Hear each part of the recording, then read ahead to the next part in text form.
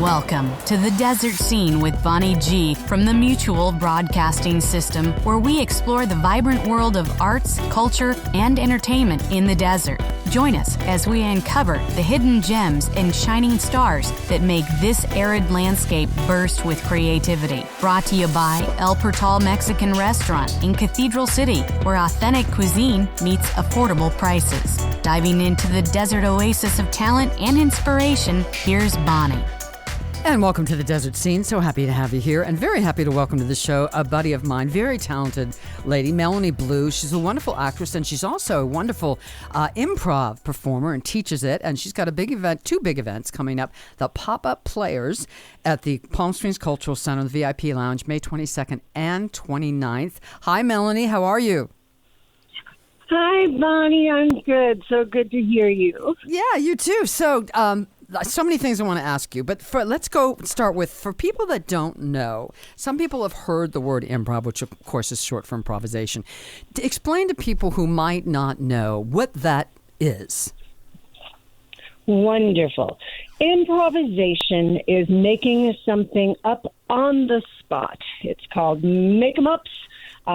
It goes a couple of different ways. You have short form and long form. So short form is more of like the whose line is it anyways, when there's a series of games and on the spot kind of scenarios, and performers play with them. And then there's also long form improvisation, which is my passion, which is we take one suggestion from the audience and we go about 20 to 30 minutes with something that is akin to a play. So you'll do scenes and have relationships and surprises. And if we're doing it right, it all connects up in the end. So I know I've known several. I've done some improv. I love improv. I've done some in the past. I'm not a whiz at it, and I get a little intimidated. But some actors I know are absolutely petrified at the idea. They're great with a script. You give them a script and they're fine. But when you say, let's make them. So why is that, and how do you help people get past that? What a great question. It's so funny because what actors don't realize is they're improvising all the time. Yeah. I mean, we are improvising right now in our communication with each other.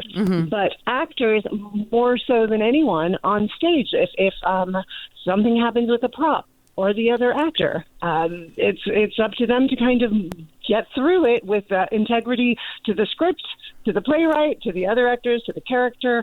So we're doing it, but yes, you're right, they're terrified of it. So what do I say to them? I say, I am a very safe, conducive place to play and practice that, because I know we're doing it all the time.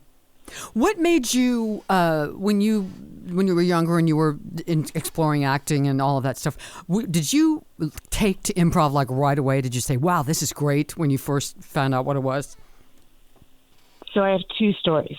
One is I grew up in Chicago, and I was raised going to Second City, which was right down the street from my house, and they did their sketch comedy, and after they would have the free-for-alls, the freeze games and stuff, and I just loved it. I just looked up on stage, and I was like, wow. But I didn't think I could do it. Then I was in acting class at college, and we did a little improv component, and I went up there, and I didn't know what I was doing, and the teacher said, "What's going on?" And I said, "You know what? I'm just having a bad day, and I didn't even want to get out of bed today, and I just don't know what I'm doing." And she said, "There, that's it. That's all you need. Be that." And I was like, "What? Be how I feel?" And she was like, "Yes, that's all you need." And that was when I immediately connected with that feeling. And then I went back to Chicago. I was in college in New York. I went back to Chicago. I joined Improv Olympic. And the very first rule of improv, as everybody knows, is say yes. Yes. And in my little 21-year-old brain, I was like, wait, I can walk out on stage and say anything I want to, and everybody has to say yes to me? Oh, I'm in. Yeah. I love that. Yeah, it really is. Yes, and yes, and yeah. One of the worst things you can do in improv is say no. It just kind of shut the scene down and shut the other person down. And where are they going to go? Yeah. So tell me about the pop-up players. How many people are involved, and how did you choose? Did they have to audition? How did you choose the folks that are going to be a part of this? So we are called the Pop-Up Players because anyone can pop up at any time. I wanted to make a name in a group that wasn't reliant on its members. Most of them have studied with me and taken my classes, and we've worked on these long-form formats. So I've got some of the people who work with the Improvables. I've got some people who have just come through class with me and are learning it just newly. And we're all, I kind of have a never-ending merry band of improvisers that whatever gig we get, I can get enough of us to show up and play. So you never know who you're going to see or what we're going to do. But I'd say all in all, we've pop-up players probably range about 17 people that I can call on at any time and see what gigs they're available for. And that's why the Pop-Up Players was such a appropriate name for what we're doing. That's great. Now, improv is... Go ahead. Go ahead. No, go ahead. Improv is a universal language, so anybody who speaks that language, can ideally show up. And the show we're going to be doing is going to be some organized formats that we have pre-practice, just the, the beats, the A to B, to see how to do it. And everything is going to be made up on the spot. But I'm going to be emceeing, and I'm going to have some games that if people want to jump up and play and try out, it's going to be a real safe environment to do that. And then they're not required to at all. Mm-hmm. I want to talk about the long form for a second. So when you're doing a long form improv, what I'm sure this has happened at some point where, even when you have really sharp people that have, done it a while, occasionally I would imagine that you come to a little bit of a sort of a standstill, kind of like writer's block, like what happens next. Has that ever happened to you, and how do you get out of that? Absolutely. I think the thing that I kind of preach and teach is, honor and accept that moment you're in. It's kind of Zen improv in the sense, if I'm there and nothing's coming, know that I'm not alone. Know I've got my scene partner. Know that all I really have to do is say yes and be present and listen. And it's kind of like I have to get myself out of the way and let the improv do the thing. So, yeah, there have been moments, but if you just double down on faith and trust and realize that audiences aren't just paying to see you talk, it's also riveting, as you know and I know as actors, to just have quiet moments on stage where you're just involved in activity. Right. So I would kind of say go into the where of the scene, go into your location. Don't try to get into your head. We all go into our heads sometimes, of course. It's just a part of being human. But I guess humanness is also relatable and translatable on stage. So sometimes I'll tell some of my students, if you're feeling it, say it. Do a monologue of, hey, I don't know who I am or where I am or what I'm doing, but here I am on stage having that moment. And trust me, something will happen. The other thing that I find interesting is I think a lot of people, because shows like Whose Line Is It Anyway, which is a fabulous show. If you're ever down and depressed, watch that show. You're going to laugh. But that improv, you don't have to be funny. I think a lot of people think that. But you don't necessarily have to be funny, right? Thank you so much. I love interviewing with you. You're so wise and you really know your stuff, because that is my main messaging for this show is, yes, it's not necessarily going to be a laugh riot. It's going to be honest. I trained with Del Close, who is kind of the godfather of long-form improv. He created one of the formats we're doing called The Herald. And his whole thing was you don't want those laughs along the way, those pity laughs, those charity laughs. You want that big aha laugh at the end when it all comes together. Yeah, it's more like a play. You're absolutely right, and thank you for saying that, because I find in conversation about it, that's one of the things I'm clearing up the most. Right. We are humans being humans on stage, seeing where the improv gods take us. And sometimes it can be improv that makes you cry or makes you feel or makes you think something you've never thought before. Yeah. We're talking with Melanie Blue from the Pop-Up Players, going to be at the Palm Springs Cultural Center. We're going to be right back on the Desert Scene in just a moment. Craving a delicious meal that won't break the bank? Look no further than El Portal Mexican Restaurant in Cathedral City.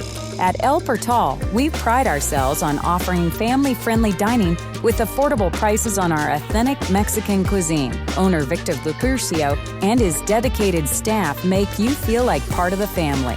Whether you choose to dine in, take out, or opt for delivery, you can always count on fresh, mouth-watering dishes that will transport you to the heart of Mexico. Enjoy discounts throughout the week and explore one of the Valley's best selections of tequila to complement your meal. Join us for live entertainment on Friday evenings and consider El Portal for your next special occasion with our catering services. Visit eatatelportal.com for more details and discover why El Portal Mexican Restaurant has become a culinary gem in the desert. El Portal, located 1 block south of Ramon on Day Palm and Via Olivera. And we're back with Melanie Blue, who is in charge of directing the pop-up players. They're going to be at the VIP Lounge at the Palm Springs Cultural Center, May 22nd and 29th, 5 to 7 p.m. Let's get this in. $15 tickets. You can get them on Eventbrite in advance, $20 at the door. It's a lovely room. I do razzle dazzle up there. It's a lovely room. Do you ever, you've been doing this for a long time. Do you ever kind of go blank, run dry, when you're up in the middle of a scene? Does that happen to you much anymore? Yes. And then I just remember I'm safe. Look at the other player. And, I think the best improvisers are the patient ones. So I'm blank, but I'm going to sit there and I'm going to know I'm better in my heart than in my head. So honor the blankness. Honor the moment I'm in. What's worse than going blank, I think, is when you panic and start to kind of feel like, I need to be more entertaining, I need to be more funny, and then you say that joke that derails the scene, but you get the laugh. But all your other actors are like, hey, we're still here in the coffee shop you created. Yeah. And like, that's. So I think that's a fate worse than blank. So tell us the game. So now with these scenes, is this a situation where a lot of part of the evening is the audience giving you suggestions about where, what's going on, who you are, that kind of thing, and you build a scene around that?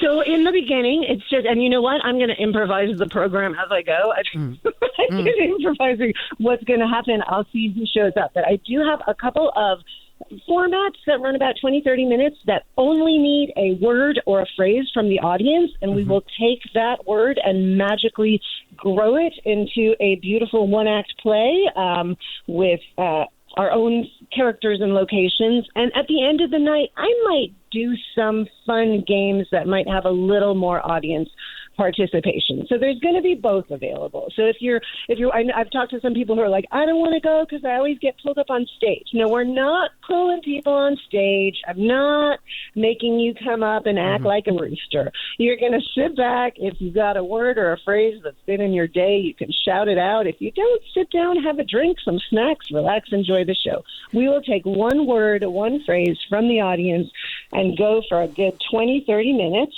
I've got a couple of games I'm going to have my improvisers play, so they'll be on the spot.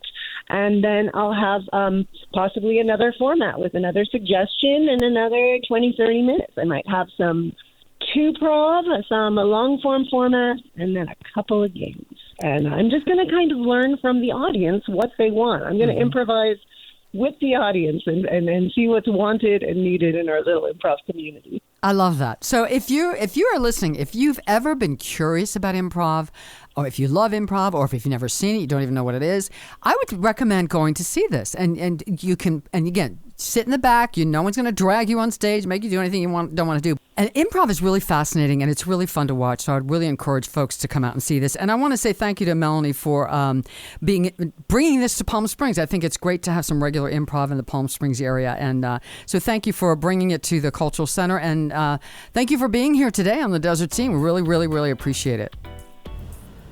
Thank you so much, Bonnie. I really appreciate it. And a shout out to Michael Green at Palm Springs Cultural Center and to you for paving the way with the Razzle Dazzle. Well, I appreciate it. Thank you so much. Melanie Blue, and she's also a wonderful actress. So check this out. Thank you, Melanie Blue, and thank you to the rest of you. We'll see you the next time on the Desert Scene.